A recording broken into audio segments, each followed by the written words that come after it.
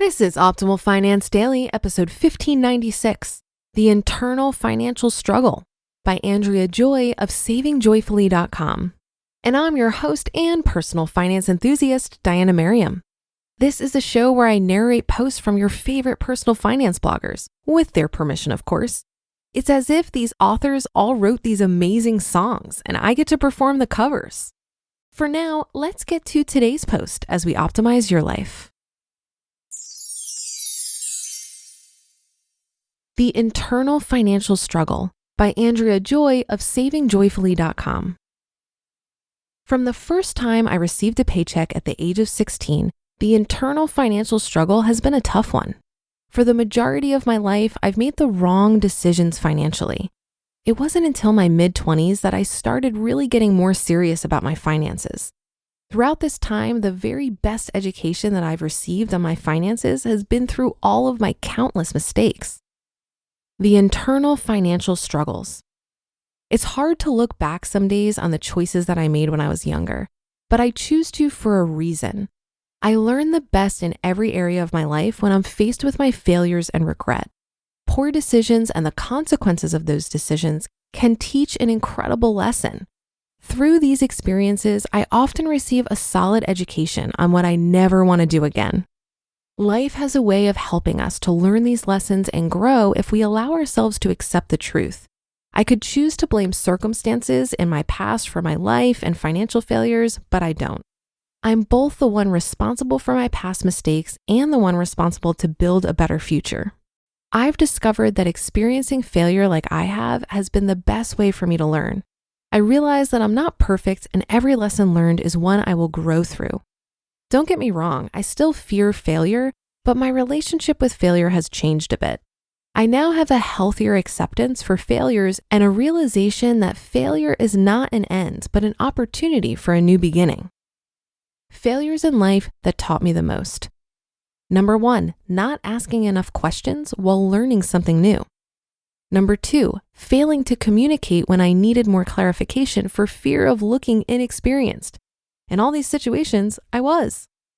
Number 3, always believing that I'm expected to know everything and be perfect. I've come to realize that I'll never be perfect. In many areas of life, there will always be things that I just don't know or understand. It's in these situations that I have opportunities for growth. Poor financial decisions. Number 1, not paying attention to my budget and overspending. Number 2, being dishonest with myself or others about my financial situation. Number 3, ignoring a financial situation until it was out of control. Number 4, using student loans as additional income to live on while in college. Number 5, treating credit cards as an extension of my income when I needed or wanted to finance anything. Number 6, not tithing. As a Christian, tithing is one of the most important financial decisions you can make. I failed this one often, and I do regret it. God has blessed me immensely and continues to, and I owe him far more than 10% of my income. Number 7, paying bills, especially medical bills, without questioning what I am paying for in advance. Number 8, doing my own taxes for years when my tax advisor was able to save us more than I ever saved not paying for one. Number 9, not starting a 401k or beginning to plan for retirement at a younger age. This list could go on and on, especially the list of my financial mistakes. The best part, however, is that each mistake has taught me a valuable lesson. I've learned to focus on the bigger picture with my finances, to consider my financial future, and to seek help from trusted sources. Seeking help from those I trust can be crucial to a better outcome when I don't know which way to proceed. Recognizing potential financial pitfalls. In the last year, I've been blessed to have experienced career growth at my job. I accepted a better paying position that has led me to some additional income, and my husband has done the same. We've also had some extra income on hand because of my student loan payments being placed on hold due to the pandemic, and also because of multiple stimulus checks. It's been great having some extra money for a change, and I feel very blessed since a lot of people have not been as fortunate. One thing that I've been very keenly aware of is my response to this income increase. I've seen my attitude and my views on my finances begin to slowly shift in a way that I told myself would never happen again. I've started to view things through a different lens. one that causes me to overspend and once again become less frugal. Becoming more aware of my spending. As a frugal woman, I'm usually aware of every dollar that comes in and goes out. When I find myself overspending or becoming lax with my finances, I try to quickly check myself so that I don't end up regretting my choices. In recognizing these behaviors and opting for better choices, I've been able to make some better choices during this time. I've chosen to intentionally save more, pay down debt, and choose the cheaper options when possible, despite the increased income. By doing this, I realize that I'm setting up my future better with each choice I make today and ensuring that my debt will be paid down much faster. Finally, more debt payoff success. Recently, my husband and I received a second stimulus check. Like many Americans, we chose to pay off more debt. We chose to use the remaining stimulus to pay off the last of our vehicle loan. What a huge relief to no longer owe anything on our vehicle, and for the first time in our lives, we have no car payment. Paying our vehicle off freed up an additional $160 a month, which we are putting to better use. We're choosing to use that to fund Roth IRAs and contribute to an account for our daughter.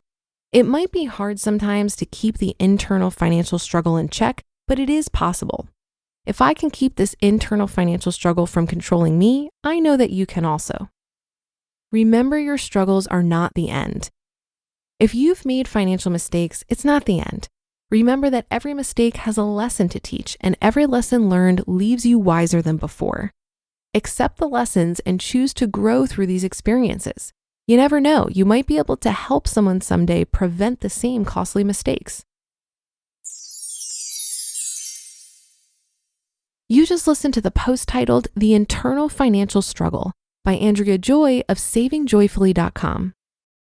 There are hundreds of companies out there claiming to compare auto and home insurance rates, but there's only one who actually does it. Get a better insurance with Gabi, and I know it because I've done it. Gabi is the one true comparison platform with fast, verifiable quotes, not ballpark guesses. It's free and they only show policies that are the same or better than your current coverage, many of them at a lower price. The site is really easy to navigate, just a few questions that are a breeze to answer. I also like that I could enter in my login information for my current insurance provider so that Gabi could review my current coverage and make sure I'm getting the same coverage at a lower price. I was quoted 8 options that are cheaper than what I'm paying now with the best deal right at the top. Gabi customers save $961 per year on average. Put your policy to the test like I did. Get a better insurance with Gabi. It's totally free to check and there's no obligation. Go to gabi.com/OFD. That's GABI.com/OFD. Gabi.com/OFD. It's easy to beat ourselves up over past money mistakes, but remember, most of us needed to make these mistakes in order to learn about money. Our past struggles are not meaningless. They serve a very important purpose and make it more likely that we will make better financial decisions in the future. This article also made me reflect on the idea of personal responsibility.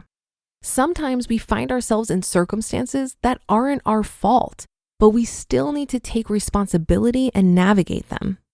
I have a really good friend named Lynn Frere who runs the website FiHealthcare.com, which is the first crowdsourced database of healthcare options for entrepreneurs and early retirees. Lynn was always super responsible with her money and started investing at a very young age. But then in her late 20s, she was diagnosed with a brain tumor, and the resulting surgery, rehab, learning to walk again, etc., completely wiped her out financially. She lost everything. And by the way, she had health insurance, but this happened in the days before out-of-pocket maximums. Now, obviously, this horrible situation wasn't Lynn's fault. But when she talks about how she rebuilt her wealth over the next 10 years and created a work-optional lifestyle before 40 years old, I'm so blown away by her degree of personal responsibility. There's so much in life that's beyond our control. But if we can remember that we always have control and how we respond to what life throws at us, we'll be in a much better position to navigate our circumstances. And that will do it for today. Have a great day and start to your weekend. Thank you for listening. And I'll be back here reading to you tomorrow, where your optimal life awaits.